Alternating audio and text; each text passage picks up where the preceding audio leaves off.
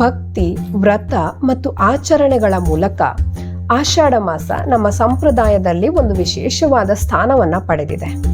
22 ದಿನಗಳ ಪ್ರಸಿದ್ಧವಾದ ಐತಿಹಾಸಿಕ ಪಂಢರಾಪುರ ವಾರಿ ಯಾತ್ರೆಯ ಅಂತಿಮ ದಿನ ಈ ಆಷಾಢ ಏಕಾದಶಿ. ಆಷಾಢ ಮಾಸದ ಹೃದಯ ಅಂತಾನೆ ಕರೆಯಬಹುದಾದಂತಹ ಒಂದು ಪವಿತ್ರವಾದ ದಿನ ಆಷಾಢ ಏಕಾದಶಿ ಅಥವಾ ಪ್ರಥಮ ಏಕಾದಶಿ ಅಥವಾ ದೇವಶಯನಿ ಏಕಾದಶಿ. ಒಂದು ಸಮಯದಲ್ಲಿ ಭೂಮಿಯ ಮೇಲೆ ಮನುಷ್ಯರು ದೇವರ ಆರಾಧನೆ, ಧರ್ಮದ ಆಚರಣೆಗಿಂತ ಹೆಚ್ಚಾಗಿ ಭೋಗ, ಪ್ರಾಪಂಚಿಕ ಸುಖದ ಬಗ್ಗೆ ಒಲವನ್ನ ತೋರ್ಸಕ್ಕೆ ಶುರು ಮಾಡಿದ್ರಂತೆ.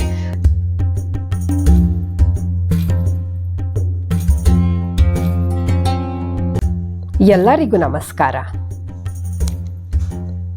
ಹಿಂದೂ ಚಂದ್ರಮಾನ ಪಂಚಾಂಗದ 4ನೆಯ ಮಾಸ ಆಷಾಢ ಮಾಸ. ಈ ಆಷಾಢ ಮಾಸ ಆಧ್ಯಾತ್ಮಿಕ ಸಾಧನೆಗೆ, ದೇವರ ಆರಾಧನೆಗೆ ಹಾಗೂ ಕೃಷಿ ಚಟುವಟಿಕೆಗಳಿಗೆ ಮೀಸಲಾದಂತಹ ಮಾಸ ಅಂತಾನೆ ಹೇಳ್ಬೋದು. ಭಕ್ತಿ, ವ್ರತ ಮತ್ತು ಆಚರಣೆಗಳ ಮೂಲಕ ಆಷಾಢ ಮಾಸ ನಮ್ಮ ಸಂಪ್ರದಾಯದಲ್ಲಿ ಒಂದು ವಿಶೇಷವಾದ ಸ್ಥಾನವನ್ನು ಪಡೆದಿದೆ. ಆಷಾಢ ಮಾಸದಲ್ಲಿ ಮದುವೆ, ಉಪನಯನ ಇಂತಹ ಶುಭ ಸಮಾರಂಭಗಳನ್ನು ಮಾಡೋದನ್ನ ವರ್ಜಿಸಲಾಗಿದೆ. ಹಾಗಾದರೆ ಆಷಾಢ ಮಾಸದಲ್ಲಿ ಶುಭ ಸಮಾರಂಭಗಳನ್ನು ವರ್ಜಿಸಲಿಕ್ಕೆ ಕಾರಣ ಏನು? ದೇವಶಯನಿ ಏಕಾದಶಿ ಅಥವಾ ಆಷಾಢ ಏಕಾದಶಿ ಅಂತ ಕರೆಯಲ್ಪಡುವಂತಹ ಆಷಾಢ ಮಾಸದ ಶುಕ್ಲ ಪಕ್ಷದ ಏಕಾದಶಿಯು ನಮ್ಮ ಪುರಾಣಗಳಲ್ಲಿ, ಪರಂಪರೆಯಲ್ಲಿ ಹಾಗೂ ನಮ್ಮ ಆಚರಣೆಯಲ್ಲಿ ಒಂದು ಮಹತ್ವದ ವಿಶೇಷವಾದ ದಿನ ಅಂತ ಪರಿಗಣಿಸಲ್ಪಟ್ಟಿದೆ. ಈ ದಿನದ ವಿಶೇಷತೆ ಏನು? ಪಂಢರಾಪುರದ ವಿಠ್ಠಲ ಭಕ್ತರಿಗೆ ಆಷಾಢ ಏಕಾದಶಿಯು ಒಂದು ಅತ್ಯಂತವಾದ ಪವಿತ್ರ ದಿನವಾಗಿದೆ. ಹಾಗಾದರೆ ಈ ಪಂಢರಾಪುರದಲ್ಲಿ ಆಷಾಢ ಏಕಾದಶಿಯ ಮಹತ್ವ ಏನು? ದೇವಶಯನಿ ಏಕಾದಶಿ ಅಂದ್ರೇನು? ಆಷಾಢ ಮಾಸದ ವಿಶೇಷತೆಗಳೇನು? ಎಲ್ಲವನ್ನ ಇವತ್ತಿನ ವಿಡಿಯೋದಲ್ಲಿ ನಾವು ತಿಳ್ಕೊಳ್ಳೋಣ.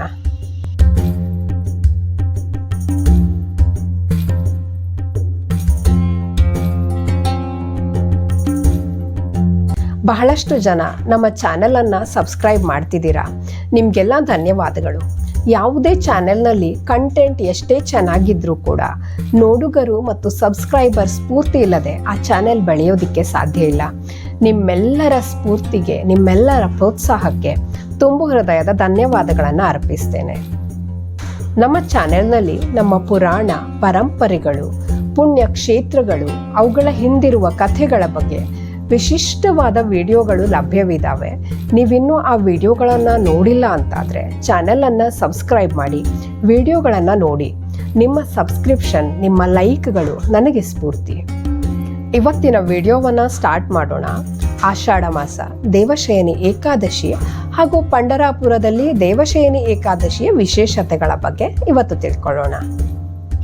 ಆಷಾಢ ಮಾಸ ಹಿಂದೂ ಚಂದ್ರಮಾನ ಪಂಚಾಂಗದ 4ನೆಯ ಮಾಸ.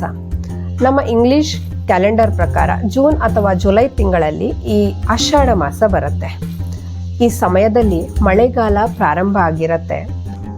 ಆಷಾಢ ಮಾಸದಲ್ಲಿ ಮಳೆ ಸುರಿದು ಭೂಮಿಯನ್ನು ಶುದ್ಧಗೊಳಿಸುತ್ತೆ. ನದಿಗಳು ತುಂಬಿ ಹರಿತಾವೆ. ರೈತರು ತಮ್ಮ ಕೃಷಿ ಚಟುವಟಿಕೆಗಳನ್ನು ಪ್ರಾರಂಭ ಮಾಡ್ತಾರೆ. ಹೊಸದಾದ ಬೀಜಗಳನ್ನು ಬಿತ್ತುತ್ತಾರೆ. ಭೂಮಿ ಹಸಿರಾಗತ್ತೆ. ಈ ಆಷಾಢ ಮಾಸವು ಒಂದು ಸಮೃದ್ಧಿಯ ಪೂರ್ವ ತಯಾರಿ ಅಂತ ಹೇಳ್ಬೋದು. ಆಷಾಢ ಮಾಸದಲ್ಲಿ ಸೂರ್ಯದೇವ ಮಿಥುನ ರಾಶಿಯಿಂದ ಕರ್ಕಾಟಕ ರಾಶಿಗೆ ಪ್ರವೇಶ ಮಾಡ್ತಾರೆ. ಇದರೊಂದಿಗೆ ಉತ್ತರಾಯಣ ಮುಗಿದು ದಕ್ಷಿಣಾಯನ ಪ್ರಾರಂಭ ಆಗುತ್ತೆ. ದಕ್ಷಿಣಾಯನ ಆಧ್ಯಾತ್ಮಿಕ ಸಾಧನೆ, ಧ್ಯಾನ, ತಪಸ್ಸು, ಜಪ, ತಪಗಳಿಗೆ ಒಂದು ಉತ್ತಮವಾದ ಸಮಯವಾಗಿದೆ.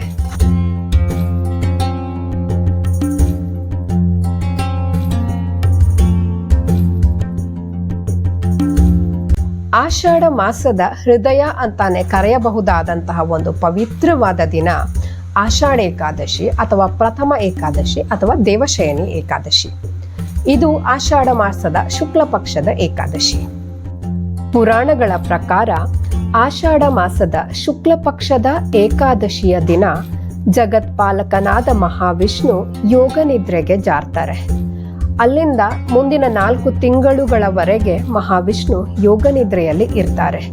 ವಿಷ್ಣು ಯೋಗ ನಿದ್ರೆಗೆ ಜಾರುವ ದಿನವನ್ನ ದೇವಶಯನಿ ಏಕಾದಶಿ ಅಥವಾ ಪ್ರಥಮ ಏಕಾದಶಿ ಅಂತ ಕರೀತಾರೆ. ಹಾಗೆಯೇ ಈ ಯೋಗ ನಿದ್ರೆಯಲ್ಲಿರುವ 4 ತಿಂಗಳ ಅವಧಿಯನ್ನ ಚಾತುರ್ಮಾಸ ಅಂತ ಕರೀತಾರೆ.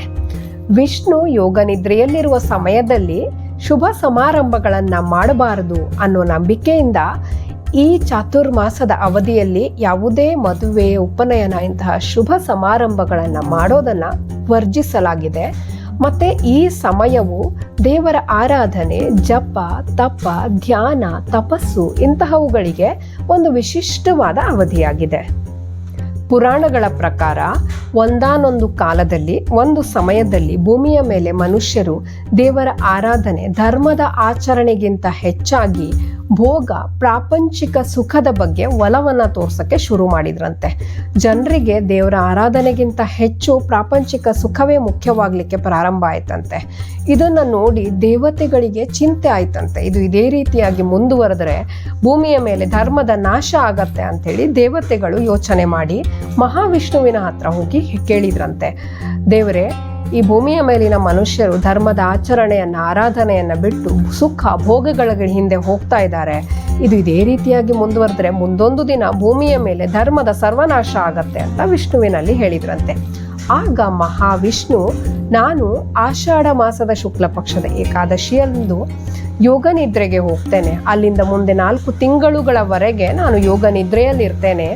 ಈ ಸಮಯದಲ್ಲಿ ಯಾವುದೇ ಭೋಗ ಸಮಾರಂಭಗಳನ್ನು ವರ್ಜಿಸಿ ಮನುಷ್ಯ ದೇವರ ಆರಾಧನೆ, ತಪಸ್ಸು, ಧ್ಯಾನ, ಪೂಜೆ, ಭಕ್ತಿಯಲ್ಲಿ ತೊಡಗಿದ್ರೆ ಅನಂತವಾದ ಪುಣ್ಯ ಲಭಿಸುತ್ತೆ ಅಂತ ಹೇಳಿದ್ರಂತೆ.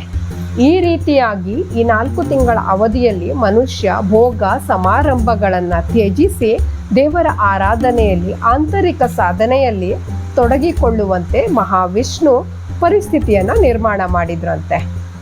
ಋಷಿ ಮುನಿಗಳು ಚಾತುರ್ಮಾಸ ಆಚರಣೆ ಮಾಡೋದನ್ನ ನಾವೆಲ್ಲ ಕೇಳಿದ್ದೇವೆ.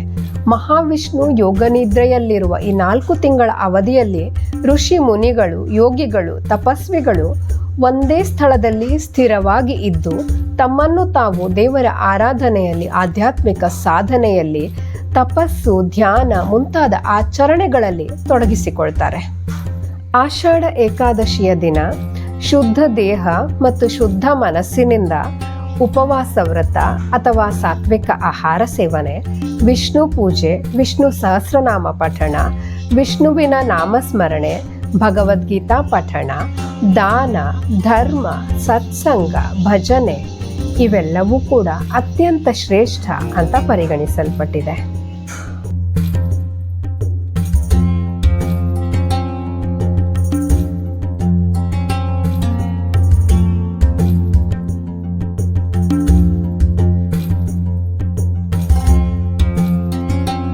ಆಷಾಢ ಏಕಾದಶಿ ಪಂಡರಾಪುರದ ವಿಠ್ಠಲ ಸ್ವಾಮಿಯ ಭಕ್ತರಿಗೆ ಒಂದು ಪವಿತ್ರವಾದ ಹಬ್ಬವಾಗಿದೆ.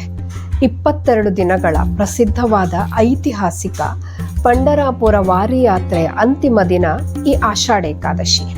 ಕರ್ನಾಟಕ ಮತ್ತು ಮಹಾರಾಷ್ಟ್ರದಾದ್ಯಂತ ಲಕ್ಷಾಂತರ ಭಕ್ತರು ತಮ್ಮ ಊರುಗಳಿಂದ ಕಾಲ್ನಡಿಗೆಯಲ್ಲಿ ವಿಠ್ಠಲನ ನಾಮಸ್ಮರಣೆಯನ್ನು ಮಾಡ್ತಾ ಪಂಡರಾಪುರಕ್ಕೆ ಹೋಗುವ ಒಂದು ವಿಶಿಷ್ಟವಾದ ಯಾತ್ರೆ ಈ ವಾರಿ ಯಾತ್ರೆ.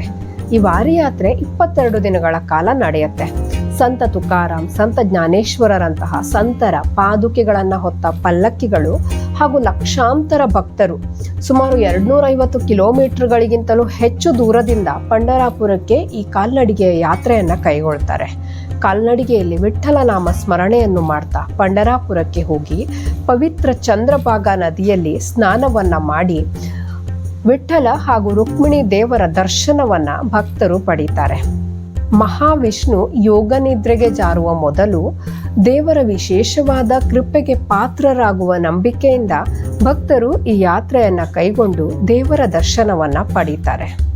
ಈ ವಾರಿಯಾತ್ರೆಯ ಸಂದರ್ಭದಲ್ಲಿ ಪಂಡರಾಪುರದಲ್ಲಿ ಒಂದು ಬೃಹತ್ತಾದ ಜಾತ್ರೆಯಂತಹ ವಾತಾವರಣ ನಿರ್ಮಾಣ ಆಗಿರುತ್ತೆ. ಎಲ್ಲೆಲ್ಲೂ ಭಕ್ತರ ಸಮೂಹ ತುಂಬಿರುತ್ತೆ. ರಸ್ತೆಗಳಲ್ಲಿ, ಬೀದಿಗಳಲ್ಲಿ ವಿಠ್ಠಲ ನಾಮಸ್ಮರಣೆ, ತಾಳ, ಕೀರ್ತನೆ, ಭಜನೆಯ ಧ್ವನಿಗಳು ಪ್ರತಿಧ್ವನಿಸ್ತಾ ಇರ್ತವೆ.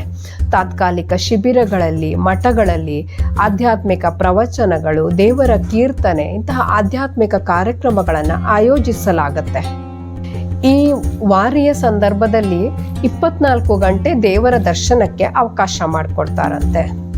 22 ದಿನಗಳ ಪಂಢರಾಪುರ ವಾರಿಯ ಅಂತಿಮ ದಿನವಾದ ಆಷಾಢ ಏಕಾದಶಿಯ ದಿನ ಮಧ್ಯರಾತ್ರಿಯವರೆಗೆ ಭಕ್ತರಿಗೆ ದೇವರ ದರ್ಶನಕ್ಕೆ ಅವಕಾಶ ಕೊಟ್ಟು ಆ ನಂತರ ಮಹಾಪೂಜೆಯನ್ನ ನೆರವೇರಿಸಲಾಗುತ್ತೆ.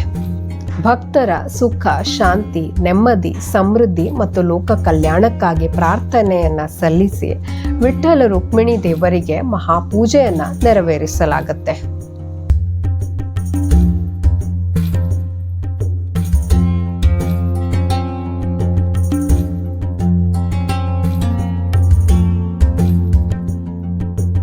ಆಷಾಢ ಏಕಾದಶಿ ಒಂದು ಧಾರ್ಮಿಕ ಆಚರಣೆ ಮಾತ್ರವಲ್ಲದೆ ಮನುಷ್ಯ ಭೋಗಗಳಲ್ಲಿ, ಪ್ರಾಪಂಚಿಕ ಸುಖದಲ್ಲಿ ಮುಳುಗಿರುವ ತನ್ನ ಮನಸ್ಸನ್ನ ಆಂತರಿಕ ಸಾಧನೆಯ ಕಡೆಗೆ, ಶುದ್ಧೀಕರಣದ ಕಡೆಗೆ, ದೇವರ ಆರಾಧನೆಯ ಕಡೆಗೆ ಕೊಂಡೊಯ್ಯಲಿಕ್ಕೆ ಒಂದು ಉತ್ತಮವಾದ ಅವಕಾಶವಾಗಿದೆ. ಈ ಆಷಾಢ ಏಕಾದಶಿಯ ಪವಿತ್ರ ದಿನದಂದು ಮಹಾವಿಷ್ಣುವಿನ ಕೃಪೆ ನಿಮ್ಮೆಲ್ಲರ ಮೇಲಿರಲಿ. ನಿಮ್ಮೆಲ್ಲರ ಬದುಕಿನಲ್ಲಿ ಸುಖ, ಶಾಂತಿ, ನೆಮ್ಮದಿ, ಸಮೃದ್ಧಿಯನ್ನ ತರಲಿ ಅಂತ ಪ್ರಾರ್ಥಿಸ್ತೇನೆ. ನಿಮ್ಗೆಲ್ಲ ಆಷಾಢ ಏಕಾದಶಿಯ ಈ ವಿಡಿಯೋ ಇಷ್ಟ ಆಗಿದೆ ಅಂತ ಭಾವಿಸ್ತೇನೆ. ದಯವಿಟ್ಟು ಇಷ್ಟ ಆದರೆ ಲೈಕ್ ಮಾಡಿ. ಹಾಗೆಯೇ ನೀವಿನ್ನು ಚಾನಲನ್ನು ಸಬ್ಸ್ಕ್ರೈಬ್ ಮಾಡಿಲ್ಲ ಅಂದರೆ ಚಾನಲನ್ನು ಸಬ್ಸ್ಕ್ರೈಬ್ ಮಾಡಿ. ನಿಮ್ಮ ಸಬ್ಸ್ಕ್ರಿಪ್ಷನ್ಗಳು, ನಿಮ್ಮ ಲೈಕ್ಗಳು ನನಗೆ ಸ್ಫೂರ್ತಿ. ಮುಂದೆ ಮತ್ತೊಂದು ಉತ್ತಮವಾದ ವಿಡಿಯೋ ಜೊತೆ, ಒಂದು ಉತ್ತಮವಾದ ಮಾಹಿತಿಯ ಜೊತೆ ಮತ್ತೆ ನಿಮ್ಮ ಮುಂದೆ ಬರ್ತೇನೆ. ಸಮಯಕ್ಕಾಗಿ ಧನ್ಯವಾದಗಳು. ವಿಷ್ಣವೇ ನಮಃ.